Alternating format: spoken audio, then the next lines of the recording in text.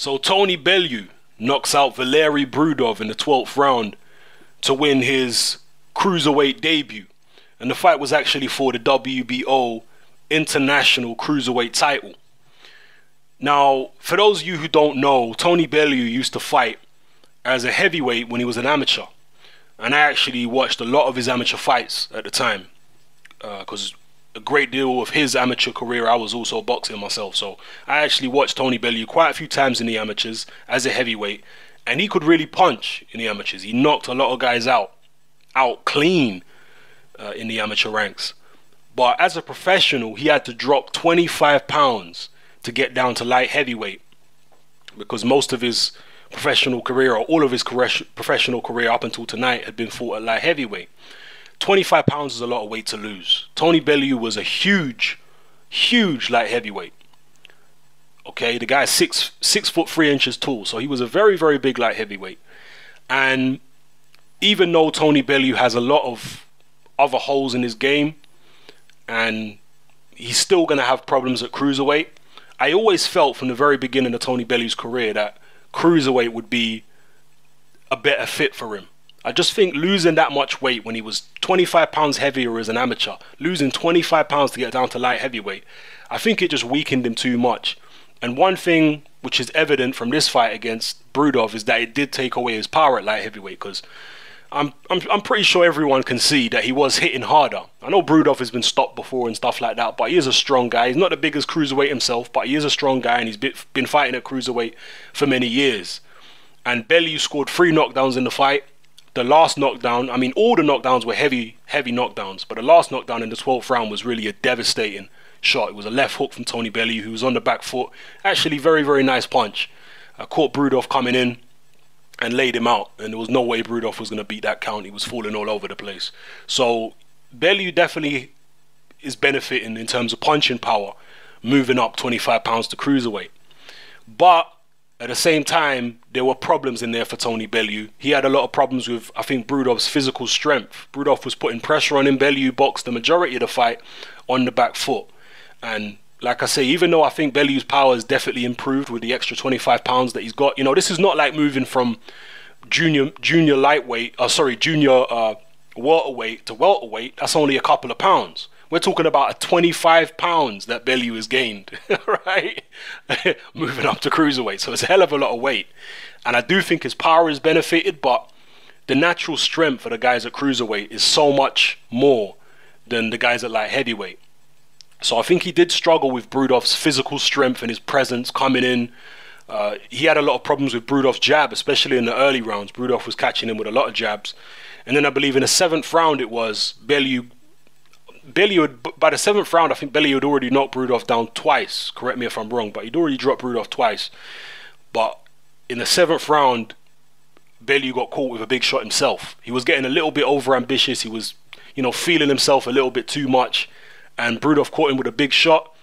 And Bellew was seriously hurt. To me, it looked like he was 1 or 2 shots away from going down and possibly out. But he had a very fortunate turn of events where Brudov hit him with a low blow, and Bellew was able to milk the low blow and, you know, get himself a little rest and all that kind of stuff. And, you know, he did the right thing. You got to do whatever you have to do when you're hurt. Bellew did the right thing. It was fortunate. And from there on in, he, you know, the next few rounds, he got back to his boxing, sticking on the back foot and, you know, playing it a bit more cautiously and a bit more sensibly.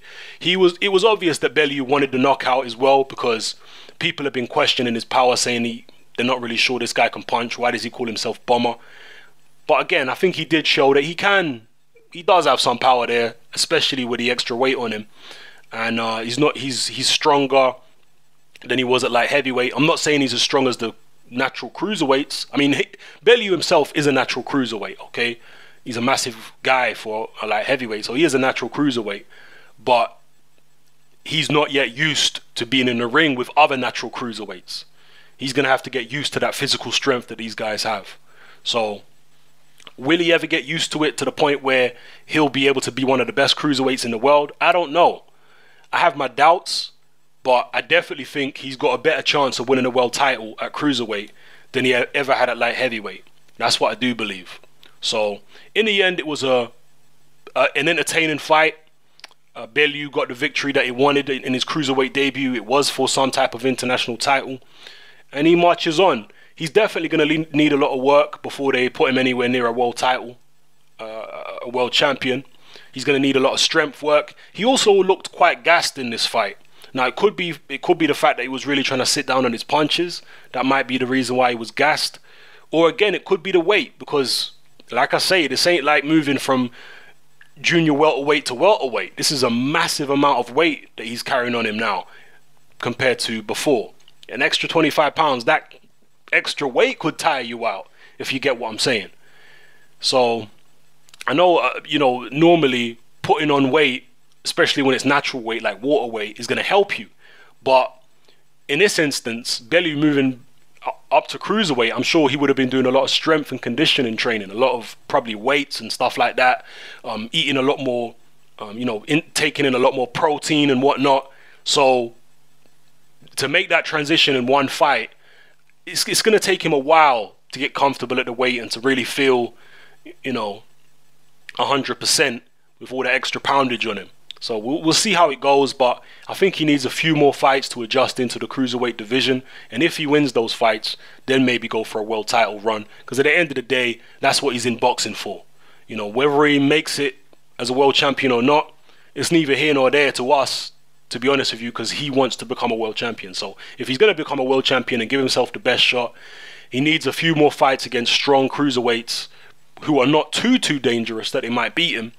Strong cruiserweights. And, you know, just get adjusted to that kind of physical strength and carrying the extra weight. So, yeah, drop your comments below. Let me know how you felt about Tony Bellew's performance. Were you impressed? Were you not impressed? Overall, I just thought it was an entertaining fight. I was entertained by the fight, and that's what boxing is all about to me. Am I entertained? And yes, I was entertained by the Tony Bellew fight. So it was well worth watching. So drop your comments below and let me know how you felt about the fight. This is Hatman. I'm out.